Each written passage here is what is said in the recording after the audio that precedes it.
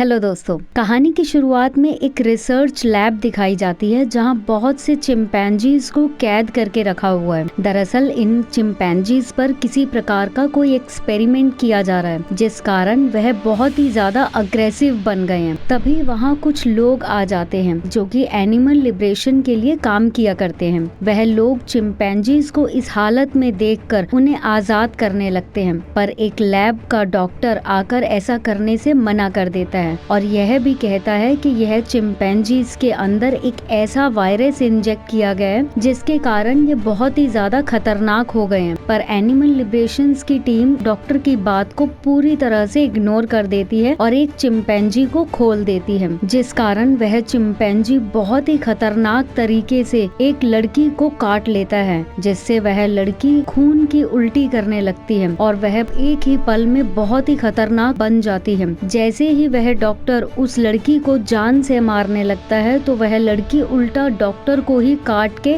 Infected कर देती है। दरअसल यह वायरस जिसकी भी बॉडी में जाता है वह उसे अपने जैसा ही खतरनाक ज़ॉम्बी बना देता है और यह देखते ही देखते यह वायरस पूरे शहर में बुरी तरह से फैल जाता है। अब सीधा सीन 28 दिन बाद का दिखाया जाता है, जैसा कि इस फिल्म का नाम है 28 डेज, जो कि रिलीज हुई थी 2002 में, जहां एक हॉस्पिटल में जिम नाम का लड़का जो कि एक्सीडेंट के कारण काफी लंबे समय से कोमे में था, जिसके होश आने पर वह पूरे हॉस्पिटल को खाली देखता है। वह कुछ समझ नहीं पा रहा था कि आखिर हो क्या रहा है, तो वह हॉस्पिटल से बाहर निकल के देखता है तो बाहर हर तरफ सुनसान गलियां और डैमेज बिल्डिंग दिखाई देती हैं। वह किसी तरह से वहां से निकलकर एक चर्च में चला जाता है, जहां के हालात बाहर से भी बहुत ही ज्यादा खराब होते हैं। दरअसल वहां पर खून में लथपथ लाशें पड़ी होती हैं। इससे पहले कि वह यह सब देख के कुछ समझ पाता, उसके पास चर्च का फादर लड़खड़ाते हुए आने लगता है और वह देखने में बहुत ही ज्यादा खतरनाक लग रहा था। उसी के साथ साथ कुछ ज़ॉम्बी भी आने लगते हैं, जिसे देखकर जिम बाहर भागने लगता है। तभी दो लोग आकर जिम को बचाने के लिए फादर और ज़ॉम्बी पर आग से हमला करके उन्हें मार देते हैं और जिम को अपने साथ अपने ही घर ले जाते हैं जहां वह रुके हुए थे। उन दो लोगों में एक लड़का मार्क होता है और दूसरी लड़की सेलेना। तब वह जिम के पूछने पर मार्क और सेलेना बताते हैं कि एक वायरस ने पूरे शहर को अपनी चपेट में ले लिया है, जिससे हर एक व्यक्ति खतरनाक ज़ॉम्बी बन गया है, जिसका सामना ना तो गवर्नमेंट कर पा रही है ना ही कोई आर्मी ऑफिसर्स। यहाँ तक कि लास्ट के 6 दिनों में हमने सिर्फ एक जिंदा इंसान तुमको ही देखा है। तब जिम अपनी फैमिली की चिंता करते हुए अपने घर जाने लगता है, तो उसके साथ वह दोनों भी चले जाते हैं। पर वहां पहुंचकर जिम अपने माता पिता की डेड बॉडी को देखता है और एक नोट भी पढ़ता है, जिस पर लिखा होता है कि जिम, हम तुम्हें सोता हुआ छोड़कर आए थे और अब हम दोनों तुम्हारे साथ ही सो रहे हैं। जिसे पढ़कर जिम बहुत ही ज्यादा दुखी होकर रोने लगता है।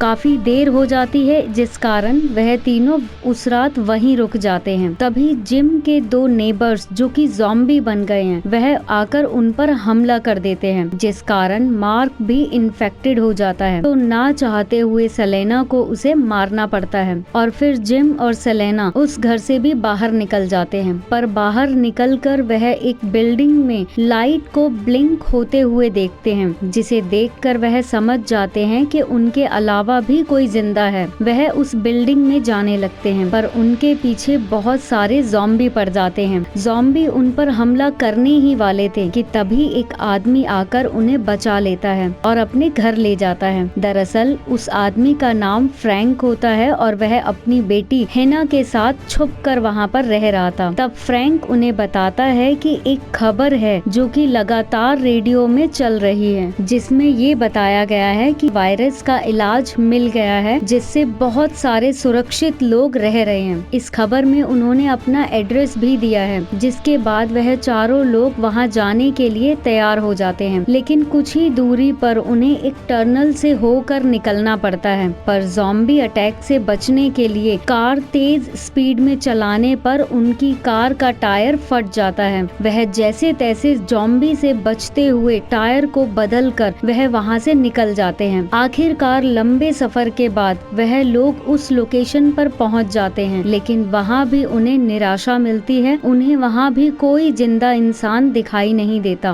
तभी फ्रैंक एक कौवे को एक लाश को खाते हुए देखता है, जिस कारण लाश से कुछ खून की बूंदें फ्रैंक की आंख में गिर जाती हैं, जिससे वह भी इन्फेक्टेड हो जाता है, जिस कारण जिम उसे भी जान से मारने लगता है। पर तभी एक आर्मी ऑफिसर आके फ्रैंक को शूट कर देता है और उन तीनों को अपने साथ ले जाता है, जहां पहुंचकर उनकी मुलाकात मेजर हेनरी से होती है, जो उन्हें कहते हैं कि अब तुम सब लोग सुरक्षित हो, क्योंकि यहाँ चारों तरफ ऊंची ऊंची बाउंड्रीज बनाई हुई हैं और अगर कोई ज़ॉम्बी अंदर आ भी जाए तो वह सायरन बजने लगता है, जिससे हम वहीं उस ज़ॉम्बी को जान से मार देते हैं। पर अंदर पहुंचकर उन्हें एक बंधा हुआ ज़ॉम्बी दिखता है, जिसके लिए पूछने पर मेजर हेनरी बताता है कि हम देखना चाहते हैं कि आखिर ज़ॉम्बी कब तक बिना खाए जिंदा रह सकता है। उसके बाद रात में डिनर करते टाइम एक ब्लास्ट की आवाज से ज़ॉम्बी के आने की खबर मिल जाती है, तो वह सभी ज़ॉम्बी को जान से उसी टाइम मार देते हैं। पर जब वह अंदर आकर देखते हैं तो एक आर्मी ऑफिसर सेलेना के साथ छेड़छाड़ कर रहा होता है, तो जिम सेलेना को बचाने के लिए उस आर्मी ऑफिसर को मारने लगता है, पर हेनरी उस आर्मी को बाहर भेज देता है। तब उन्हें पता चलता है कि दरअसल इन्होंने झूठा ट्रांसमिशन चलाया था, जिससे वह लोगों को पनाह देने के बहाने से लड़कियों का मिसयूज कर सके। जिम यह सब जानकर सेलेना और हेना को यहाँ से लेकर जाने लगता है, पर हेनरी ऐसा होने नहीं देता। वह जिम को पकड़ लेता है, जहाँ पर एक आदमी भी बंधा होता है। तब वह आदमी जिम को बताता है कि मेजर हेनरी पागल हो गया है, यह वायरस 100 मील दूरी तक फैल ही नहीं सकता। इसने न जाने क्यों अपने मतलब के लिए अपनी ही अलग से दुनिया बना रखी है। अगले दिन ऑफिसर्स जिम और उस आदमी को जंगल में ले जाते हैं ताकि उन्हें जान से मार दिया जाए, लेकिन खुशकिस्मती से जिम बचकर वहां से भाग जाता है। कुछ समय बाद जिम आसमान में प्लेन को जाते देखकर समझ जाता है दूर दुनिया में कोई वायरस नहीं फैला हुआ है, जिसके बाद जिम सेलेना और हेना को बचाने के लिए उसी एरिया के सायरन को बजा देता है, जिससे सभी सोल्जर्स हेनरी के साथ ज़ॉम्बी को मारने के लिए चले जाते हैं। पर जिम वहां पहले से ही होता है, जो कि सभी सोल्जर्स को जान से मार देता है। पर हेनरी वहां से बचकर किसी तरह से भाग जाता है, तो जिम